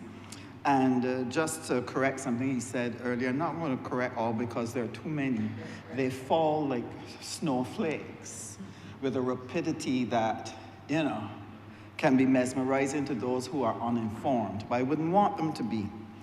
He has continually made reference to the Prime Minister's budget, Prime Minister's office budget of 189 million, comparing it with the one for welfare, and seeking to suggest that the 189 million is really spent on things that are non-essential to Barbadians and Barbadians' lives. I believe I spoke to this before and outlined that the Prime Minister's office has under it Future Barbados, Commitment for Results Department, the Residence, Planning and Development Department, Defense and Security, Barbados Defense Force, Cadet Corps, Assistance to Legionnaires, Anti-Corruption Unit, National Transformation Unit, Rural Development, Barbados National Gallery, Creative Economy, Film Censorship Board, Special Projects, and so on. HIV/AIDS, I could go on and on. There are more than 15 or so units under the Prime Minister's office that share $189 million. And so I would, if he is genuinely interested in whether or not money is fairly allocated, then he would be relieved at what I have to say. If it is just simply to make Barbadians feel that money is misallocated and misspent, then he will continue on his course, and therefore I would not have achieved anything except to help Barbadians to understand what happens in this government in terms of spending. I thank you, Thank you for your point of clarification. I have heard that feeble attempt at a breakdown before. I heard it during the budget debate from the Honourable Member for Christchurch East Central. He came in here and said, the Honourable Member, I beg your pardon, he came in here and said, the library and defense force. But, you know, the people of Barbados are entitled to know how much of that money is allocated to prime ministerial travel. Don't tell me about the defense force and the library. These vague statements.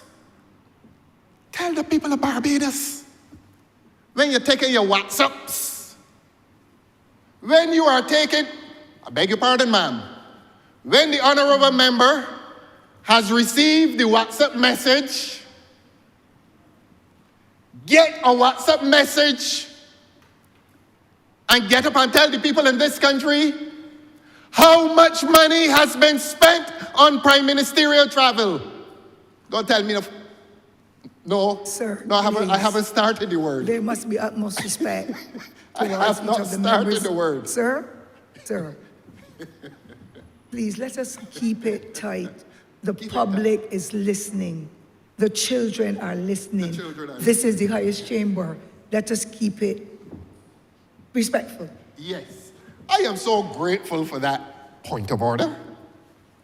That the House is now engaged in an exchange in which we are about to find out how much money is spent on prime ministerial travel from January to December, and if you don't like those dates, from April 1st to March 31st. Tell the people, tell them now. Let it turn up on the WhatsApp message. Send that message. The accountants can't get it calculated. The auditors cannot get it calculated. And no, we don't have a Freedom of Information Act that this government promised to pass. I know we don't have it. But in advance of the Freedom of Information Act, tell the poor people of Barbados how much of their dollars are being spent on the aircraft and the hotel.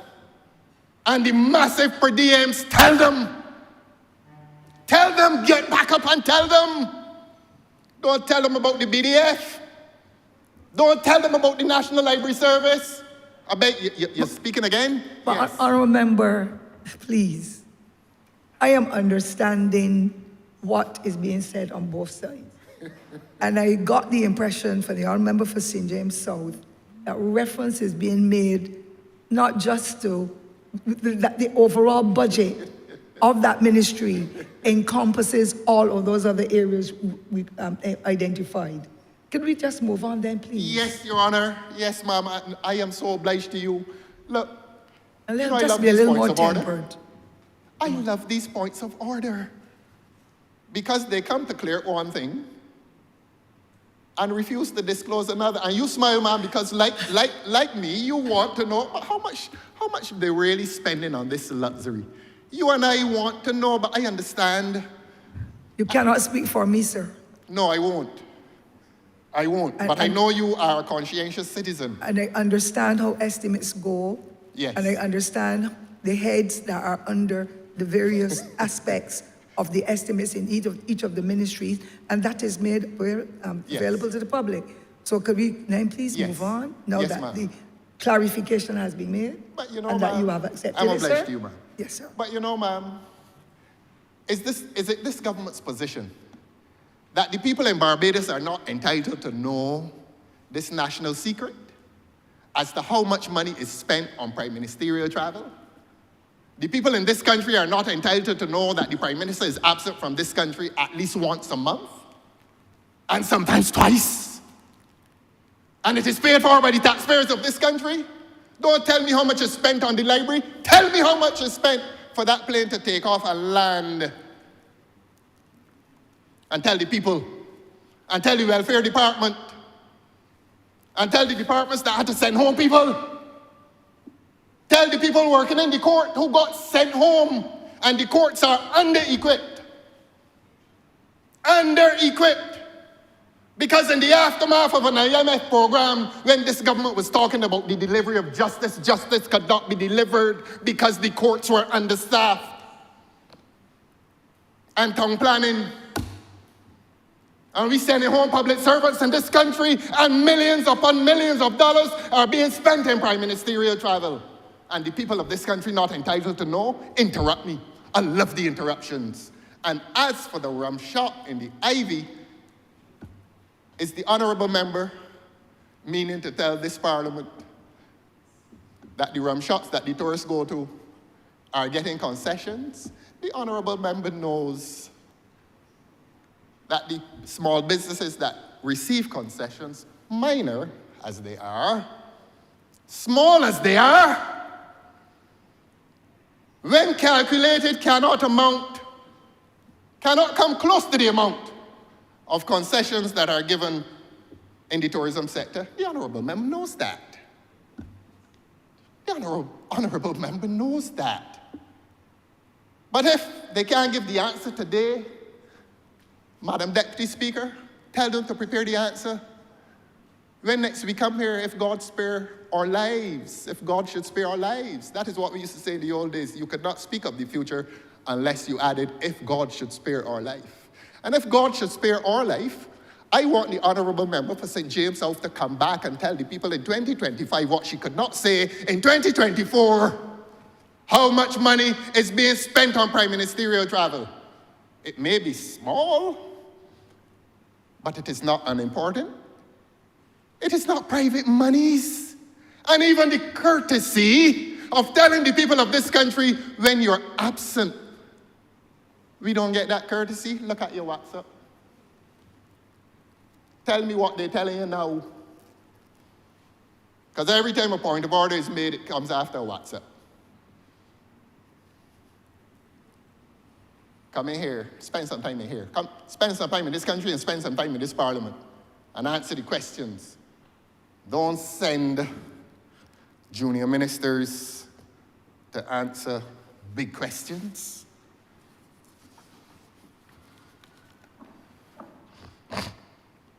I come back to budget policy priorities. And we had dealt with the second one, increasing the long-term competitiveness of the tourism sector. Sounds good, sounds sweet, but how? How are you intending, how are you as a government intending to increase the long-term competitiveness of the tourism sector? Fine, we are building hotels and we are building villas.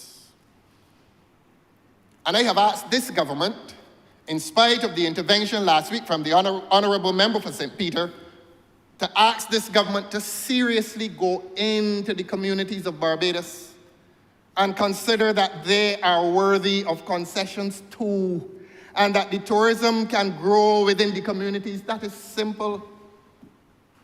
You don't have to have a $10 million villa to receive assistance. More tourists go in the communities than go in the $10 million villa. And the $10 million villa gets multi-millions in concessions and the little rum shop can't get one. Honourable Member for St. James South. That is my response. Don't tell me about any small business sector. Those rum shops that are placed across the landscape of this country do not get any tax concessions. Thank you.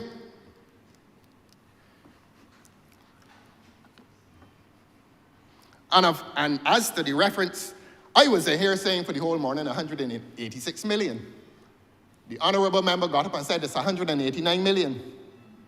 And what the honourable member has not told the people of Barbados is that the figure I have quoted is only part of the figure for the Ministry of Finance.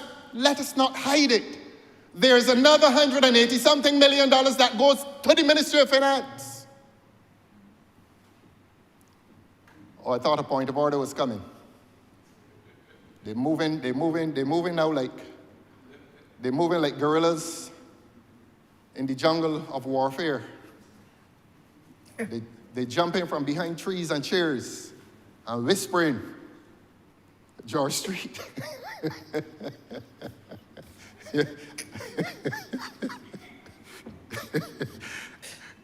You know, I come to this job with a sense of humor. And I'm not going to let the stress kill me. So if I hear a good joke, I'm going to laugh too, I do not even want, if it's not myself. I don't want anything to go wrong with you, sir. I thank you, ma'am. Let us please continue. I thank you. But You're let the well honourable member for St. James South tell the people of Barbados that the entire amount of monies allocated to the Ministry of Finance is not in the sum of $189. It is $300 and something million in the financial year. $300 and something million. Don't look at the honourable member for St. Michael South with apology. His don't move, 102. And that ministry gets over 300 million, well over $300 million. So when I say the 186, I was restricting the amount. It is twice that, ma'am. It is twice that. But I didn't want to, in the language of another member here, rile up the people. I didn't want to rile up the people. Don't rile up. Don't be riled up, people. It is more than 186 million. But I was trying to keep things calm. I didn't want the people of Barbados to get angry. I didn't want the people of Barbados to know that it is more than 186 million and is over 300 million. And that up to now, this open and transparent government can't tell the people how much money is paid to the commercial airlines to fly the Prime Minister from Japan to Java to Jamaica.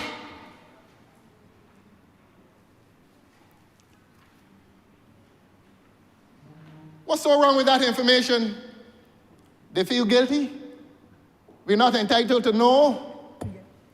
If the US president sneezes, the people of the United States are given a report. Far less the cost of travel. The cost of travel is subject to public disclosure. What is so wrong, government? I want this government by December the 31st, 2024, tell the people of Barbados how much was spent in prime ministerial travel from January the 1st this year to December the 31st. And that is not a personal attack. That is a justified request for public disclosure as to the expenditure of public monies. That is no national secret.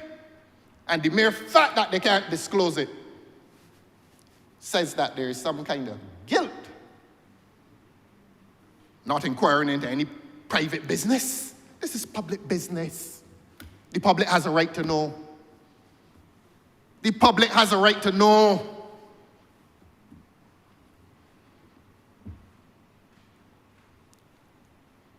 Three, this government claims that one of the priorities in its budget policy is to reduce unemployment by training staff and investing in renewable energy.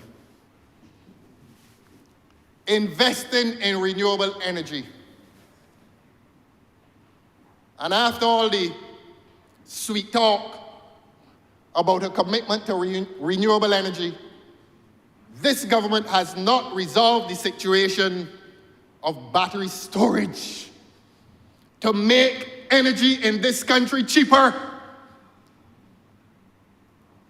And a few weeks ago when I got up in here and said that there seems to be a suspicious relationship between the Barbados government and the sole electricity utility provider, I was personally attacked, and I will not withdraw from that position that there seems to be a suspicious relationship between the Barbados government and the Barbados Light and Power.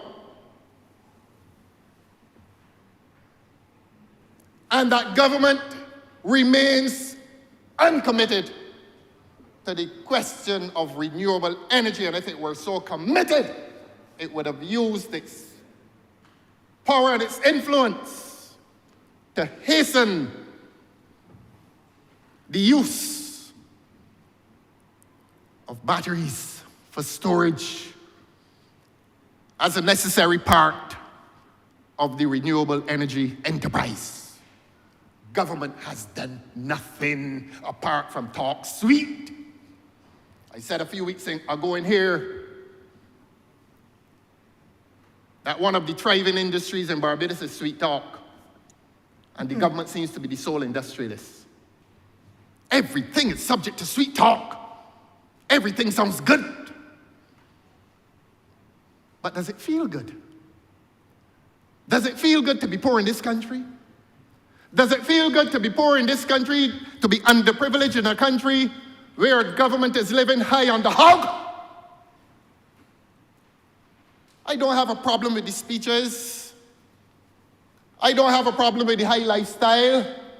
But can the country afford a high lifestyle among its government officials at the expense of the poor who can't get 3 meals a day? And for those who don't understand what is going on in this country, let me introduce this government to the reality of what is going on in this country. This is no exercise in gamesmanship.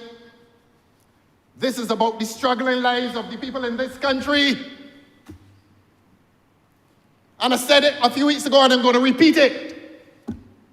That every member in this parliament, all 30 of us, know of abject poverty that is upon significant portions of our constituencies. Some will say, well, it is self-inflicted.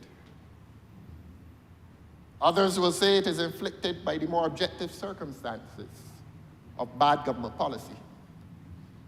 Whatever it is, it exists. Whatever it is, it exists.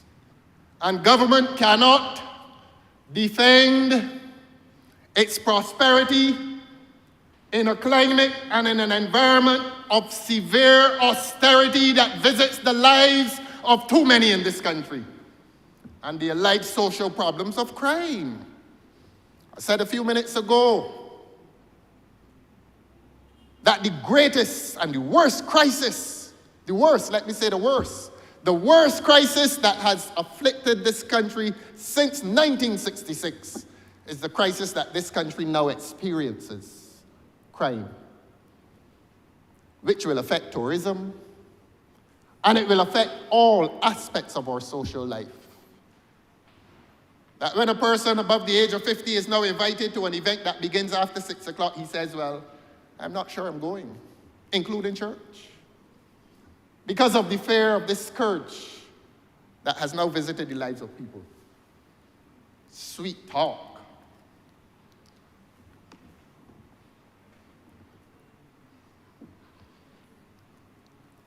Reducing unemployment and training staff.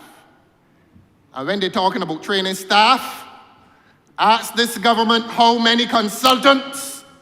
We don't have a Freedom of Information Act in this country as promised by the government, but tell the people of Barbados how many consultants are employed by this government and how much is the wage bill. Tell them. Tell the people of this country how many consultants you have. And what is the wage bill? They're not entitled to know. The people of this country are not entitled to know.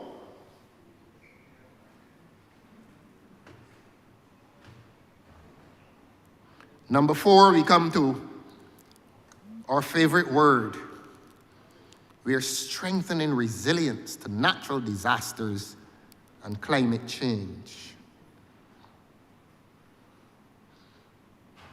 Strengthening resilience to natural disasters and climate change. We've borrowed money for that. And I believe the only public disclosure made as to the expenditure of those monies are to be made on government's proudest project, the sewage plant. It was admitted in here that that has been and will be government's biggest investment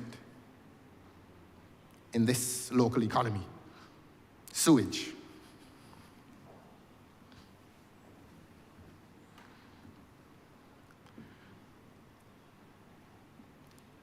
Number 5 is the review of the tax system to broaden the tax base and lower rates. Small wonder that the minister came here this morning and cracked some jokes.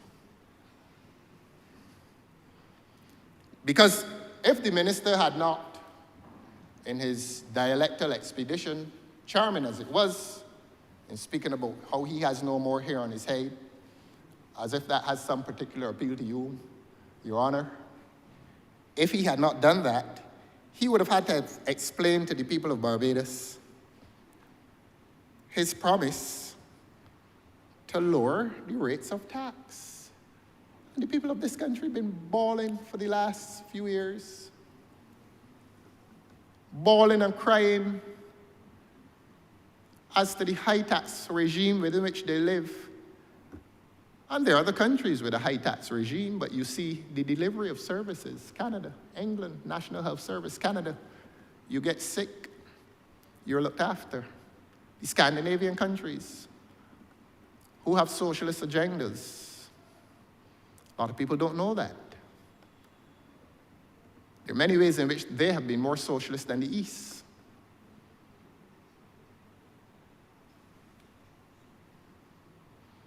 But we're not seeing in this country the results of high taxation. We're not seeing it. We're seeing a Queen Elizabeth Hospital on the verge of collapse. We're living in communities in which we cannot get our garbage collected until after 4 weeks. Our children are going into schools and are sent home for an entire term because the school is unfit for human habitation and we pay high taxes. The list is long, ma'am, and I shall not bore you with the litany of woe that attends this country. I shall not bore you. But this document says the significant reduction of tax expenditures. Then goes on to talk about the reform and transformation of SOEs. Where has this reformation and transformation of the state-owned enterprises taken place? What has happened in the Transport Board? What has happened there? When people in the bus stand crying at night, when the ZR stop running at 6 o'clock, what has happened to the guarantee of transportation that we used to have in the 1950s, 60s, 70s, 80s, and 90s? What has happened to that guarantee? And why are so many of the buses of the Transport Board sitting immobile and disabled? Tell the people of the country these things. Don't come in here and sing a sweet song. Tell the people of this country that the public amenities of this country, funded by the state, are largely disabled. Tell the people of this country. Don't sing sweetly. Don't reinvent yourself from a sober technocrat into a sweet-sounding dialectal speaker for the sake of charm and personal appeal. It will not work in here. It may be of some usefulness in Wotton and Kingsland, but not in here. And that is not personal. This is about policy. And the point I make today is that the Honourable Member for Christchurch East Central has been unable to defend this document. And it is because he has been unable to defend this document that he has gone on an expedition in politicking. And the only virtue is that he has been extremely charming in so doing. But the people in Barbados cannot eat charm. They cannot take charm to the supermarket, even from the Honourable Member for Christchurch East Central. This country is in serious trouble. Very serious trouble. And you know, ma'am, this document dares to say that it will implement pension reform and a comprehensive procurement. I beg your pardon. I'll read it with my glasses. This government dares to tell the people of Barbados that it intends to implement pension reform and a comprehensive procurement framework after having denied the people, the old people of this country, their right of access and entitlement to the pensions for which they had paid during their working years, and they increased the pension age to 67 to further disadvantage the old people in this country, and they come here today talking about pension reform. This flies in the face of reality, and that is why the Honourable Member did not read it. And that's why he settled for telling the people of this country that their major investment now as citizens should be to buy a barrel of rum.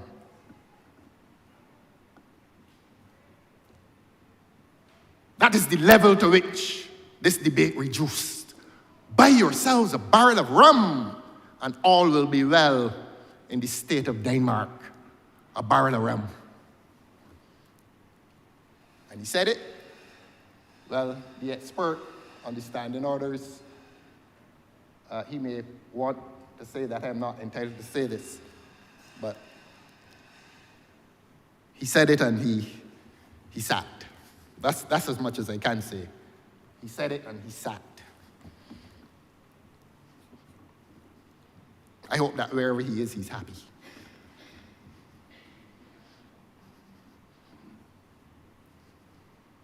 This government promises the upkeep and renewal of the capital stock and expansion of the infrastructure necessary for investment. Pretty words.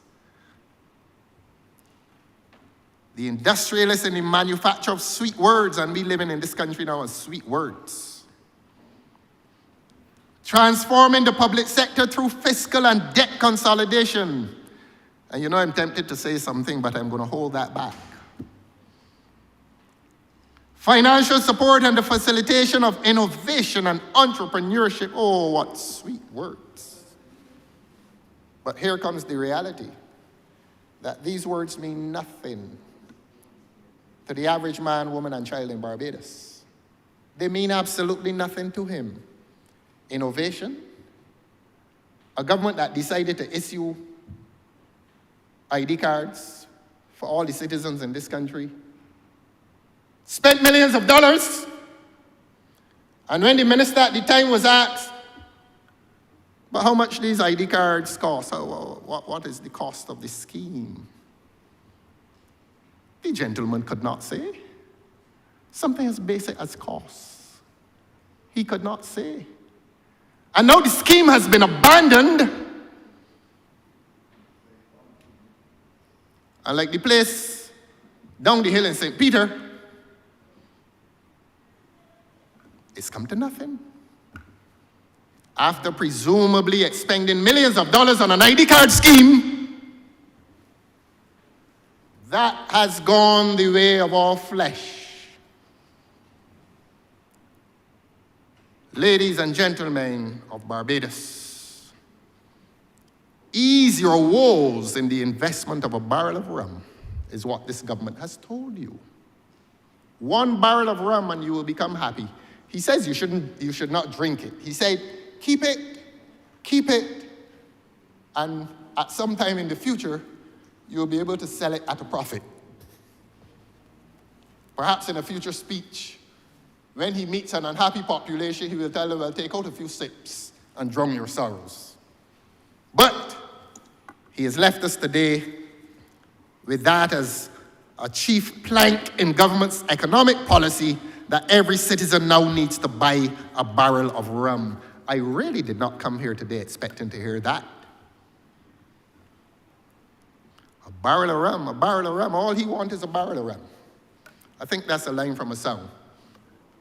But they were singing about a bottle. He has now elevated that to a barrel.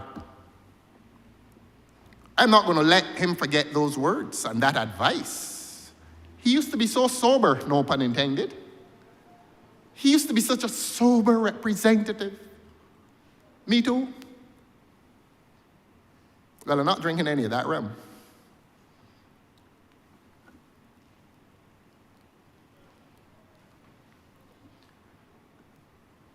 Providing expenditure to facilitate the movement to, and this is in double quotations, to go green. When the honourable member for Christchurch West Central started to green Barbados, he was painting the benches green and blue.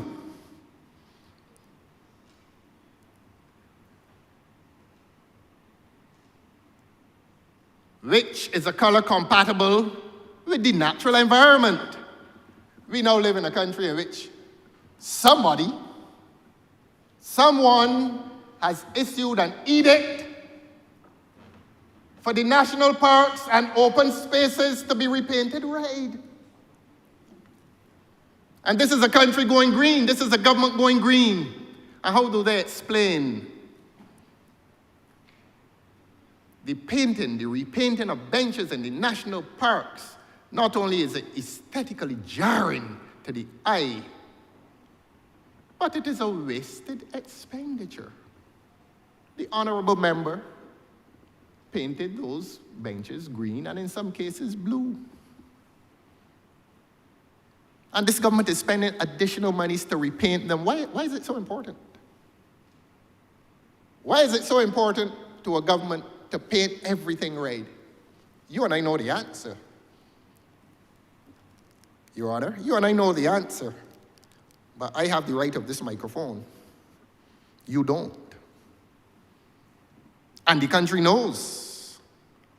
And the country knows that it is not going to work. And the country knows that we will articulate it from here until the time comes. That this government seeks to impress people as to its legitimacy only through propaganda. Ask the children at Foundation School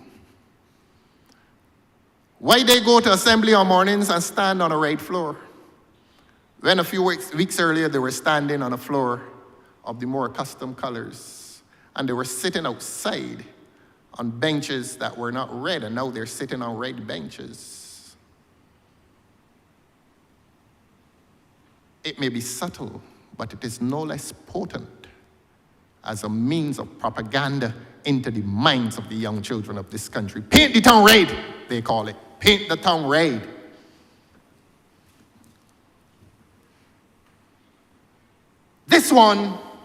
This objective of the government is the one that will make us not laugh, but make us afraid. This government, at the bottom of page 9, tells the people of this country that it will enhance food production and food security.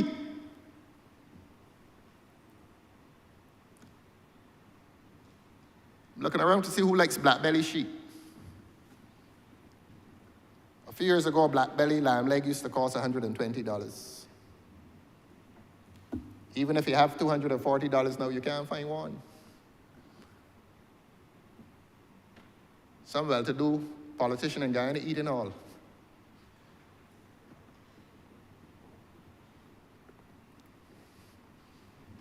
Since 2018, we have never seen supermarket shelves so depleted. Since 2018, we have, I do not think, experienced a poultry shortage. Since 2018, we have not experienced an egg shortage. Since 2018, we did not have to ask a minister to beg a manufacturer, a producer, on hands and knees, please take 8 cents off that egg. My political life will end if you don't. And they gave sustenance to his political life by taking 8 cents off of an egg. That's what we've come to in Barbados.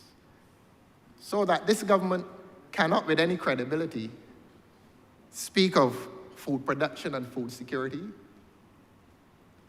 exporting our sheep without explanation, undermining our food security. Our food security is sacrificed at the altar of cement. And I say again, when you're turning agricultural stations into expensive housing units, this government has no credibility on the issue of food security and food production. When the very governor of the central bank a few weeks ago, in his report, said that agriculture is in decline and that the staple called sweet potato, its production was also in decline.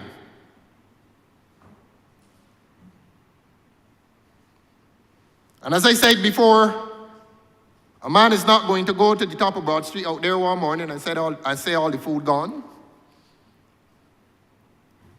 It will not be announced with a bang, but the whimpers of food insecurity are being heard presently.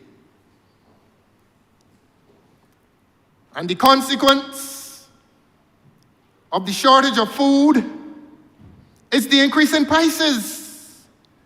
And that's why the Honourable Member for St. Philip South had to go to a major producer and beg, please, for the sake of the life of this government, please take 8 cents off of that egg. Christmas is coming. Please take 8 cents off that egg. And that is what government in Barbados has become. We're short on food. There's a consequential rise in prices, and that is why the minister, who will congratulate himself, had to do what he had to do. The evidence is there. The evidence is there. And so one of this government's major failures is on the issue of food production and food security. But what do you expect when the honourable member for St. George South tells you that he's going to build 10,000 houses? And clearly it does not matter to him where he builds them. If he has to destroy an agricultural station to do it, he will. He will. He has a bulldozer, and he is going to push down every agricultural station in Barbados because he wants 10,000 houses. So we come to the, oh, I beg your pardon. Thank you. Madam Deputy Speaker, I really didn't want to raise on a point of order, and I will opt not to, because I know the public is listening and they're realizing every time the member speaks, that he is misleading this chamber as it relates to the Bullins project. I don't know what bulldozers can be pushing down agricultural station when almost 30 houses are down there. Others, the foundations are being put up. But that is not why I rose, ma'am. I think the honourable member would appreciate that we have some elderly persons amidst us and persons who obviously are diabetic as well. Sure. Given the time, I would ask if we can pause for perhaps an hour or shorter period for lunch, if that is good for him as well. And we will come back and resume his continuous misleading of the public after we've had something to eat. So, Madam Deputy Speaker, with that, I would ask for a short suspension of 1 hour until 2:30 p.m., where we will resume debate on this particular bill. Thank you. Thank you. Could you accommodate me with 1 hour and 15 minutes? Yes. All right, ma'am, we can go the extra 15 minutes. Thank you. All members, the question is that we don't work for lunch or 1 hour and 15 minutes until 2:45 p.m. this afternoon. All of the members in favor, please say aye. Those against, please say no. We think the ayes have it. This honorable chamber is now suspended until 2:45 p.m. for lunch.